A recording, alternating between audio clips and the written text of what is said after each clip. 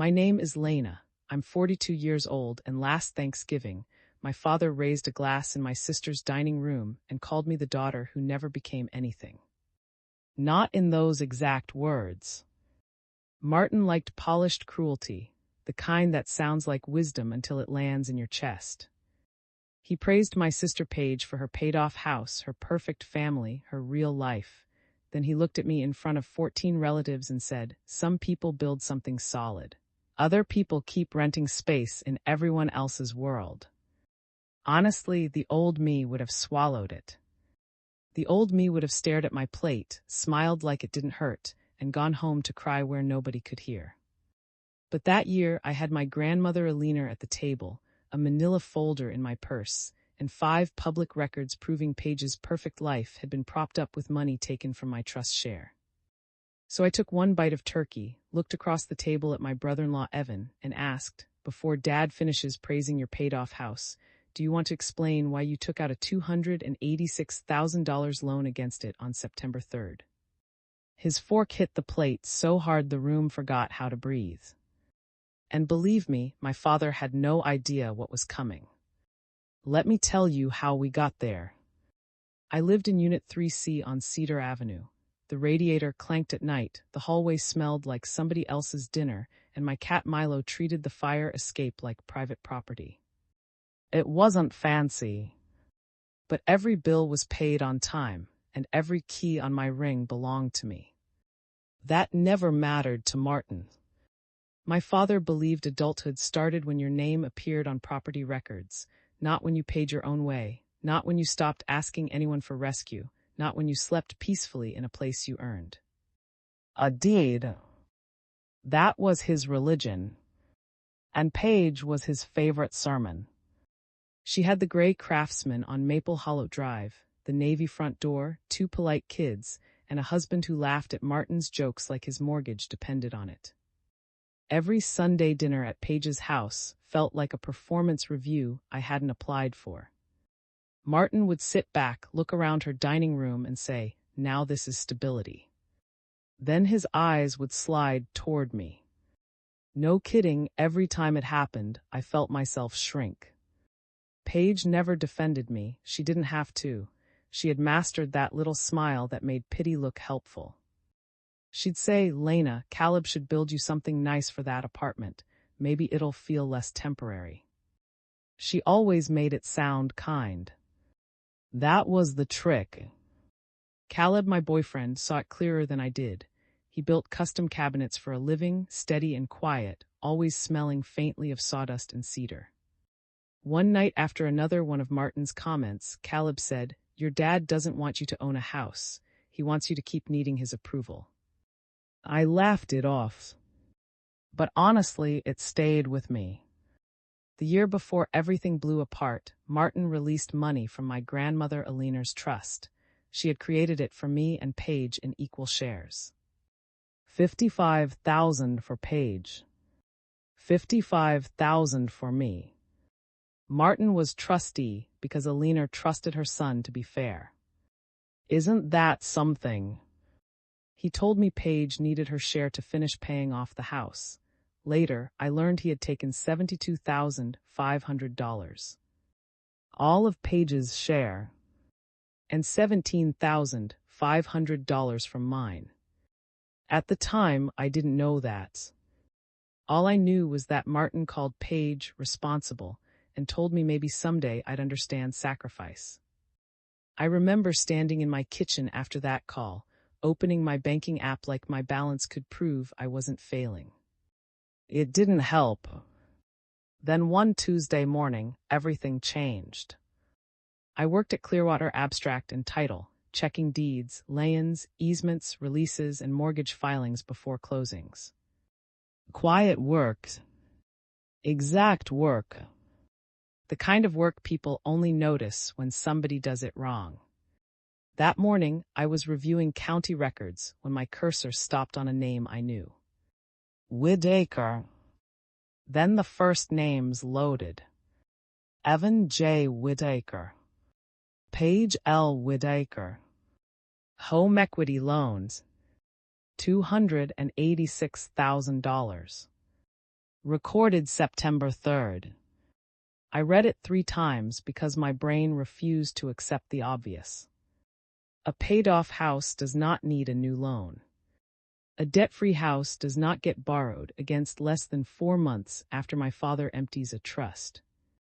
Paige was praised for paying off a house she had not paid off, using trust money that was not fully hers. That was the truth. Plain, ugly, unavoidable. I sat there listening to the office printer hum, and suddenly all those Sunday dinners looked different. The navy front door. The polished table. Paige's perfect smile. Martin's pride. It wasn't proof of success. It was wallpaper over a crack. The next morning, I told myself I wasn't going to dig deeper. That was the lie I tried to believe while sitting in my car behind Clearwater with my laptop open and coffee going cold. But paper has a way of calling your bluff. Paper doesn't flatter your father. Paper doesn't protect your sister. Paper just sits there, cold and patient, waiting for someone to read it. So I searched Evan's business. He had opened an HVAC company the year before. A logo, a rented office, a ribbon-cutting photo, and Paige posting online like he'd built an empire instead of a company drowning in invoices. The state filing told another story. January, the company dissolved. March, supplier judgment filed. May, Martin withdrew $72,500 from a liener's trust. 2 weeks later, lien release filed. September, Paige and Evan borrowed against the house for $286,000. The dates did not overlap by accident. Then I saw the creditor name. Harbor Mechanical Supply. Same judgment number. Same Evan Whitaker. Same debt cleared right after Grandma's money moved. Let me tell you, when numbers start lining up like that, they stop being numbers. They become a confession. I printed the records. The trust figures. The business dissolution. The judgment. The lien release. The September 3rd loan. 5 quiet documents. 1 loud truth. That evening, I drove to a liener's house. My grandmother's kitchen was tiny, and she loved it that way. Kettle on the stove, blue flowered cups in the cabinet, shortbread in an old tin, a wooden clock that hadn't kept proper time in years but still insisted on ticking.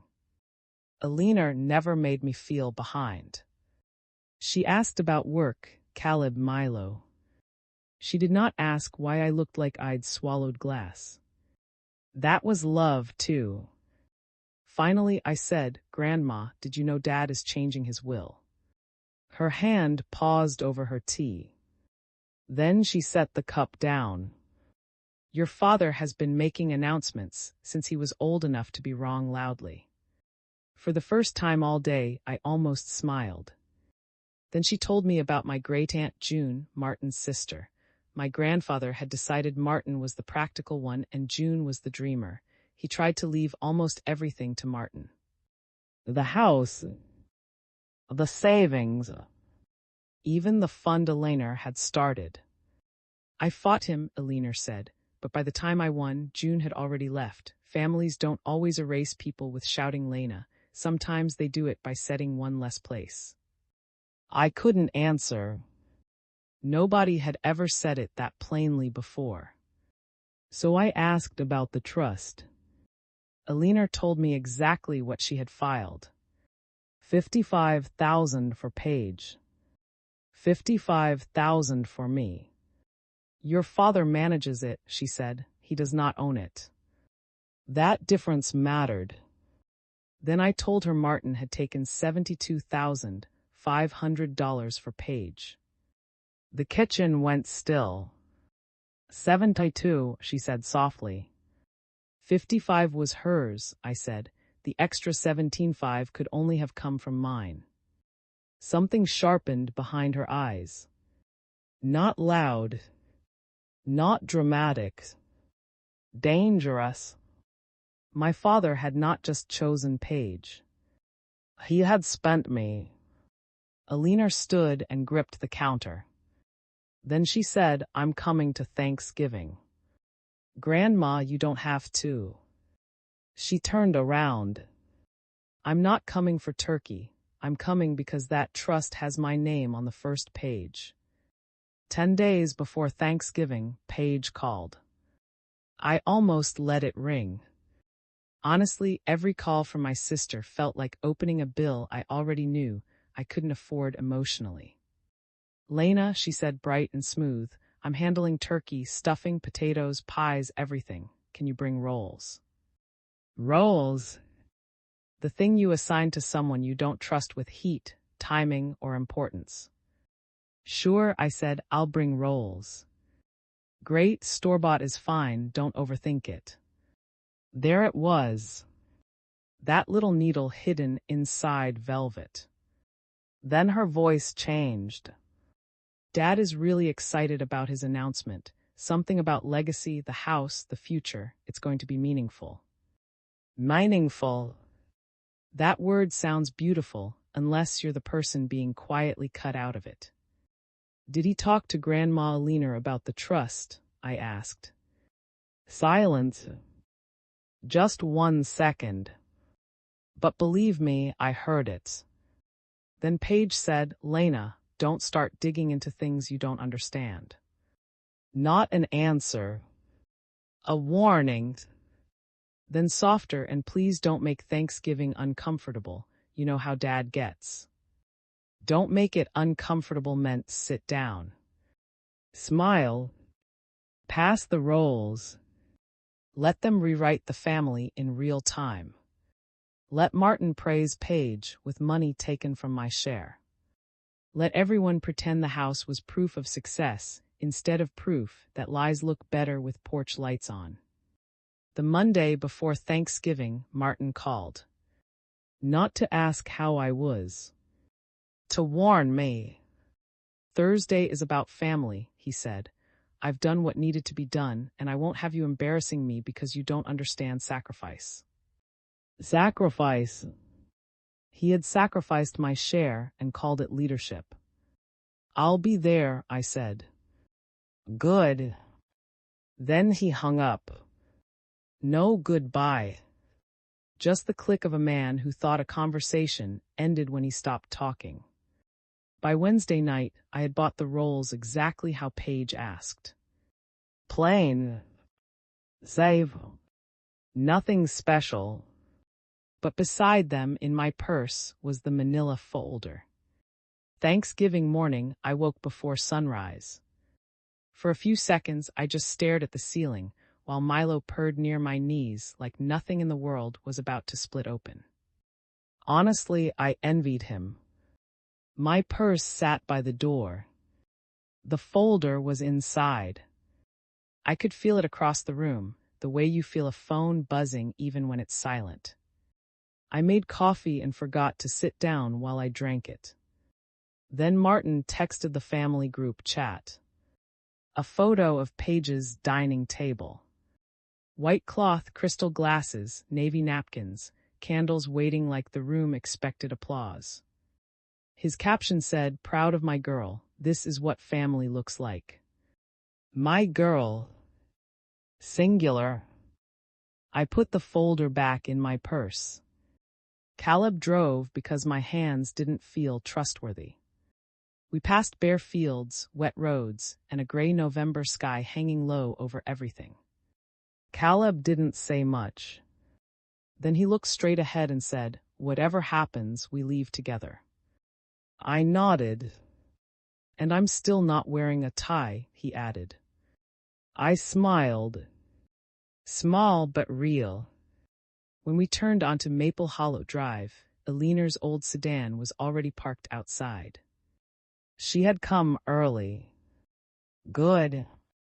Paige's house looked exactly the way Martin worshipped it. Gray siding, navy door, warm windows, smoke from the chimney. A house pretending nothing bad had ever happened inside it.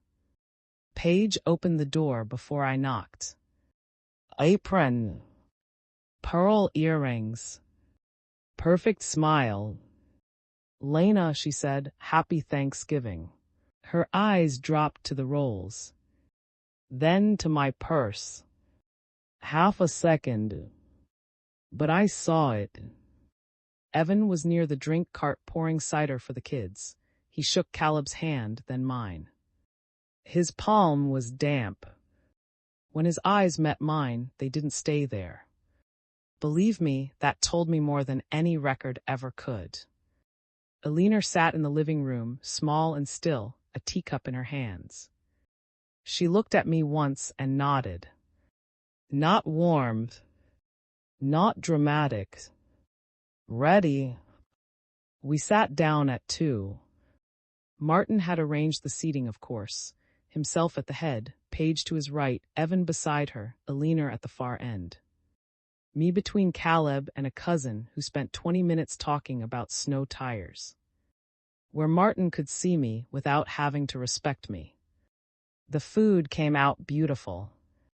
Turkey, stuffing, potatoes, green beans, cranberry sauce, rolls, pies waiting on the sideboard. My rolls were set near the far end, almost out of sight. For 20 minutes, we almost looked normal. Forks clicked, glasses clinked. The kids whispered about dessert.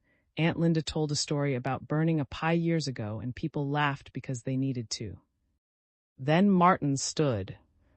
He tapped his knife against his glass. One clear ring. The room went quiet. I want to say a few words before dessert, he said. My stomach went cold. He smiled at Paige.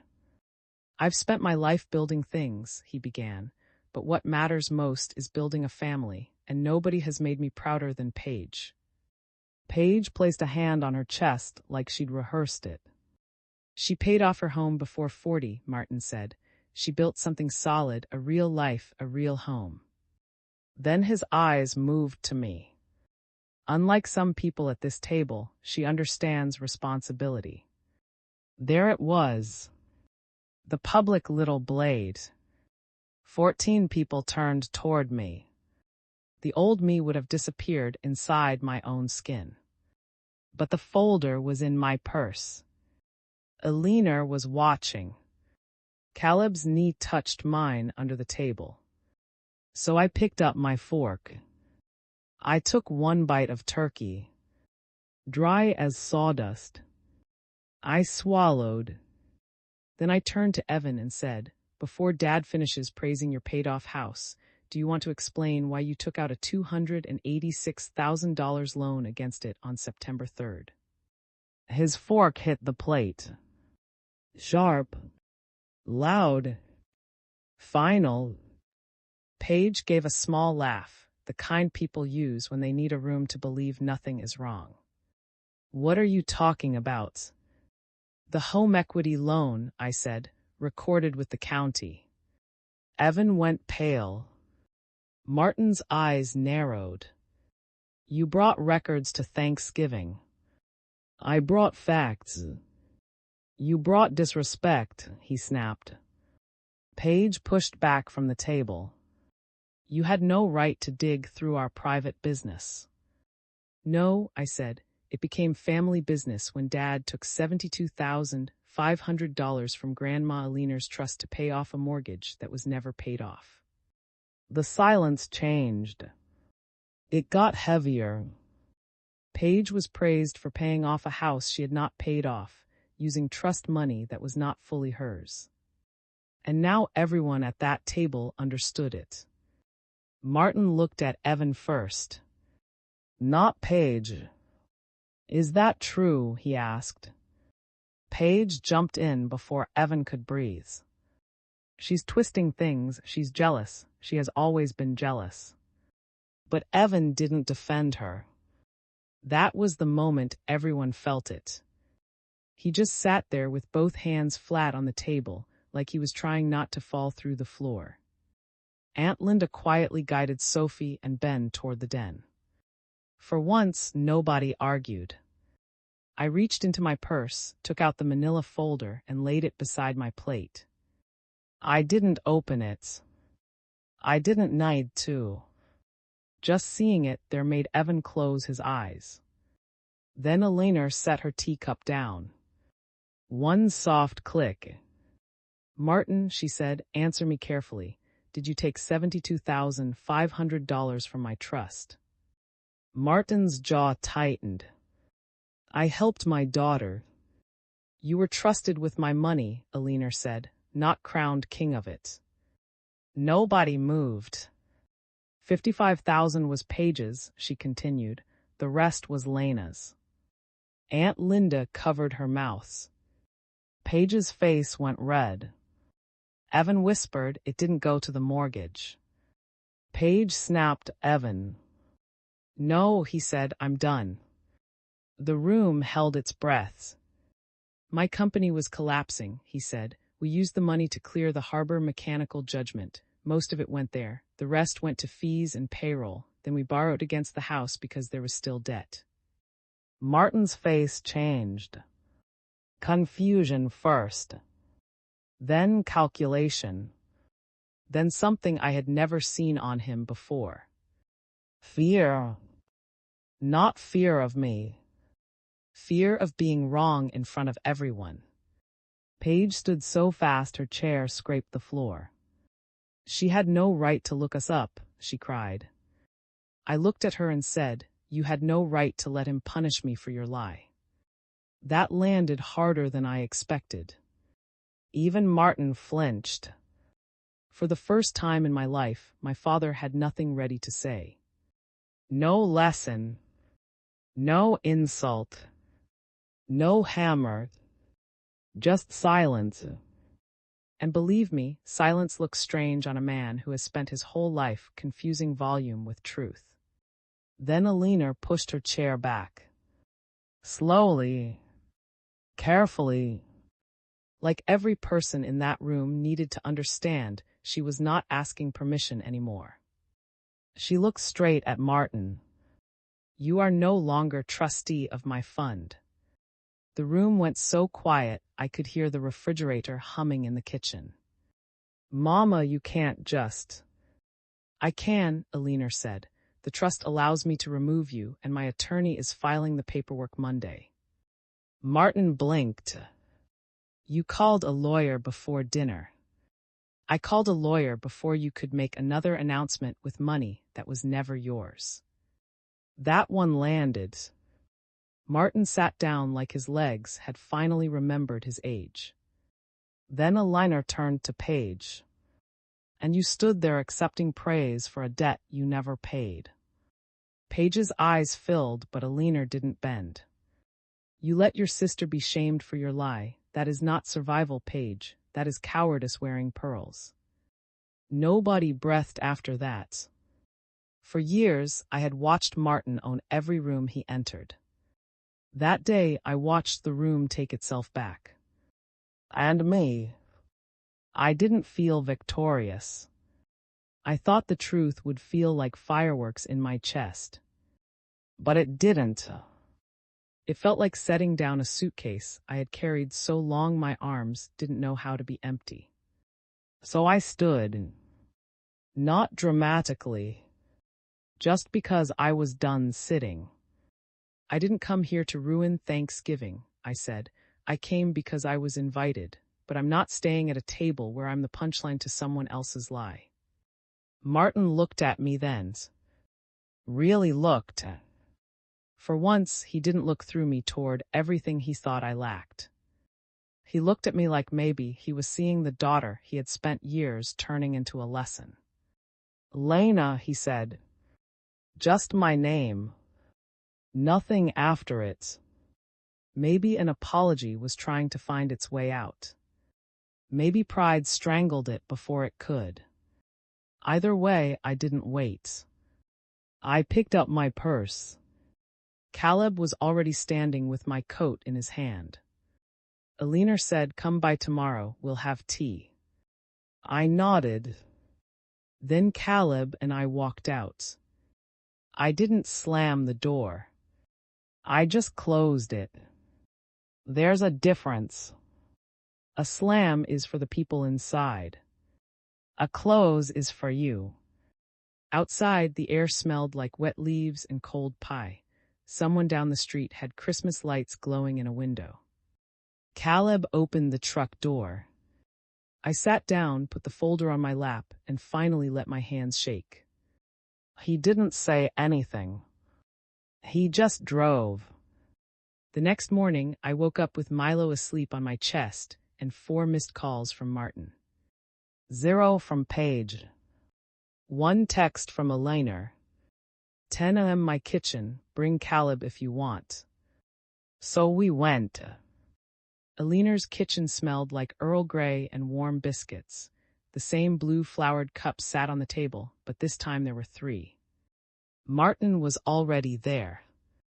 He looked older. Not in some dramatic way. Just less certain. Lena poured tea and said, the fund will be reviewed. Lena's share will be restored as much as possible. Martin wrapped both hands around his mug. I thought Paige needed it more, he said. Lena didn't blink. No, she said, you thought Lena would complain less. That silence hurt worse than shouting. Martin looked at me. You could have told me privately. I held his gaze. You could have asked me privately how I was doing before humiliating me publicly. For a long moment, only Lena's old clock spoke. Then Martin nodded. Small, almost invisible. But from a man like my father, that nod cost something. A year earlier, I would have treated that as an apology and rushed to make peace. This time, I let it be what it was. A beginning. Not a repair. Weeks passed. The world didn't end. It just rearranged itself. Paige texted once. I'm sorry you found out that way. Even her apology found a way to stand beside the lie instead of under it. I didn't answer. By New Year's, Paige had stopped posting photos of the Navy front door. Evan's company debts were no longer something she could hide behind table settings and pearl earrings. The house was still standing, but the story she had built around it was gone. Evan called once. His voice sounded stripped down, no salesman shine left. I wanted to tell the truth sooner, he said. Paige told me if I said anything, your father would never forgive us. Yes, I said, and you listened. That was all. Martin called once before Christmas. There was a long silence before he finally said, You're a lot like your grandmother. I waited. Then he added, I used to think that was a problem. He hung up before I could answer. That was Martin's version of emotional growth. Tiny. Awkward. 15 seconds long. But real enough that I didn't throw it away. Christmas Eve was at Lena's house. Not Paige's craftsman. Not Martin's place. Lena's little kitchen. The table was set for 4, Lena, me, Caleb, and Aunt Linda. No crystal, no perfect napkins, no speeches. Just roasted chicken, biscuits, cranberry relish, and blue plates with chipped edges. Lena had handwritten place cards. Mine sat closest to the kitchen. I asked her why. She smiled and said, That's where family sits, close enough to help, close enough to be fed first. Let me tell you, I had to look down for a second because my eyes burned. Outside, snow started falling. Real snow. The heavy kind that changes the shape of everything it touches. Last Thanksgiving, my father raised a glass and called me a failure. He thought he was standing on truth. He was standing on a lie. By Christmas, I understood something I wish I had learned years earlier. Belonging is not begging someone to save you a seat. Belonging is choosing the table where your name is written down with care. So if you've ever been the quiet one at the table, the overlooked one, the one everybody expected to swallow the insult and pass the rolls, believe me, I know. But silence is not always peace. Sometimes it is just the sound of you disappearing. And when that day comes, choose your table. You've earned it.